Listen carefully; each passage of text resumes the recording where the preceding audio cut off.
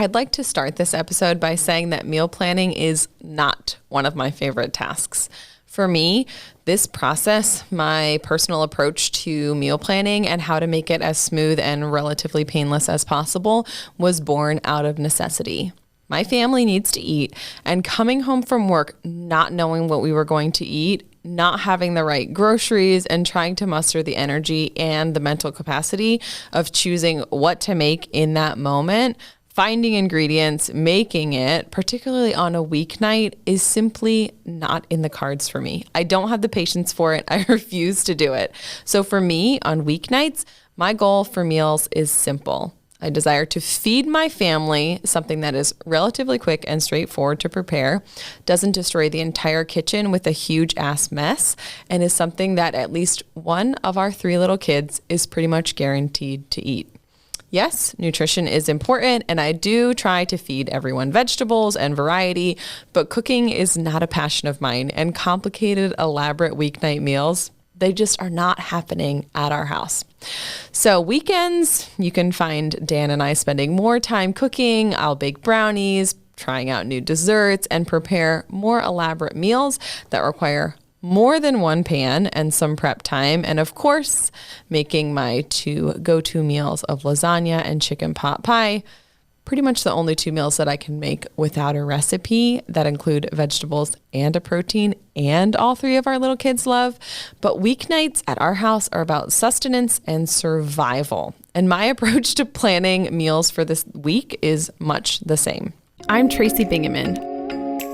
I'm a full-time working mom of 5 who got sick, burned out, quit my job, and now I teach women how to mom smarter, not harder. The pressures of modern motherhood are intense.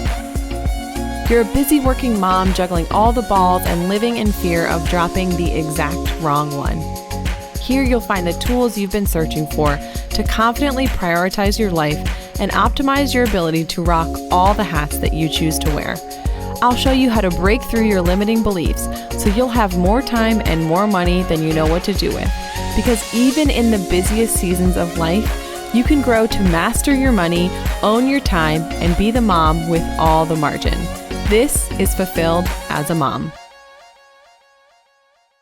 Fulfilled as a Mom is supported by Curl Vitality. One of the most challenging parts about having curly hair is not knowing exactly how to style it right after the shower. Enter the Ultimate Style Guide. It's 10 tried and true methods to style your hair with a key that tells you which method will be best for your hair and what characteristics you'll achieve by using it. It's packed full of Barbara's top styling tips. The Ultimate Styling Guide pairs well with the Ultimate Refresh Guide. The answer to that question, what the heck do I do with my hair in between wash days?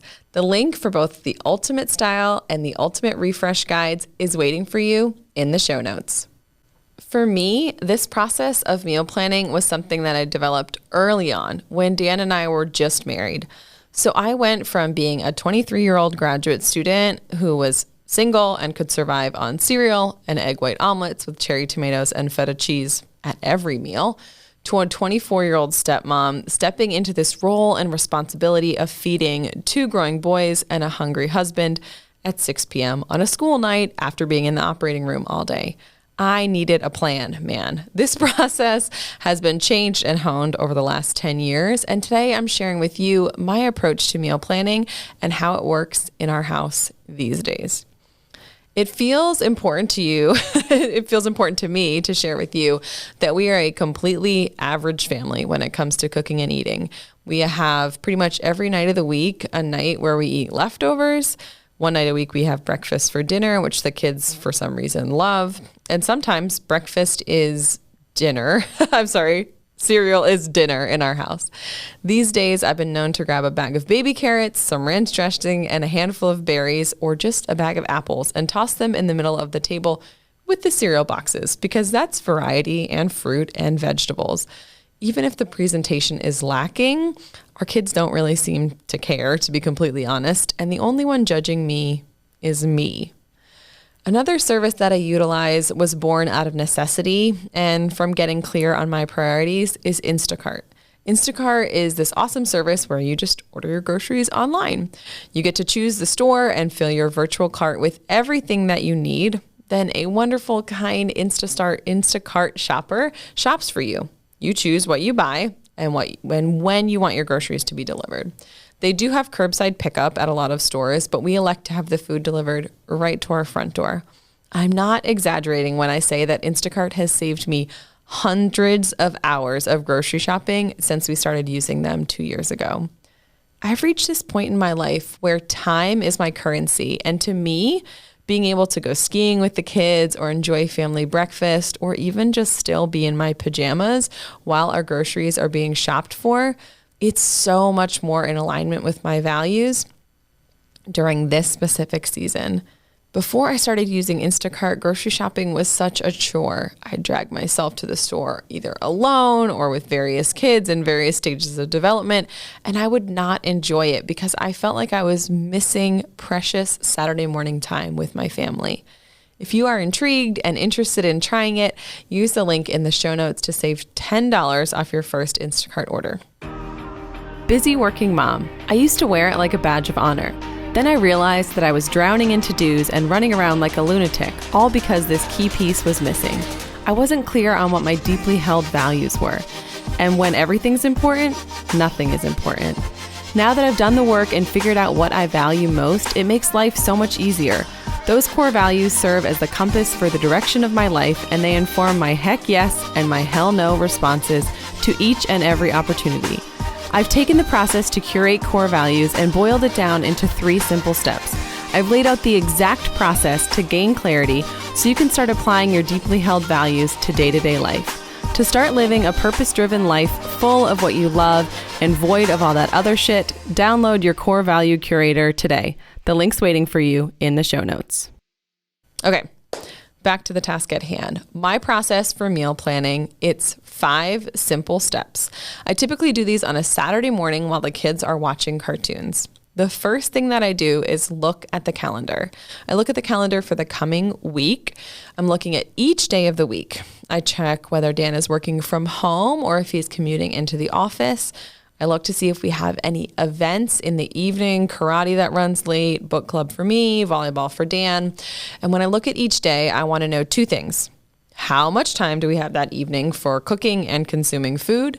And 2, how much energy will I or Dan have for cooking? I choose the meal based on the amount of time that we have and the amount of energy that I'm, to the best of my ability, able to estimate that we will have available that night. The second thing is the weather. This is more applicable in the spring and summer seasons when we do a fair amount of grilling or using Dan's pride and joy, his Uni pizza oven. I look at the forecast.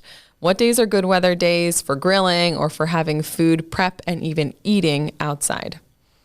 The third thing that I do is shop the pantry. So about once a month before I sit down to make the meal plan and do the grocery shopping on the computer, I shop the pantry.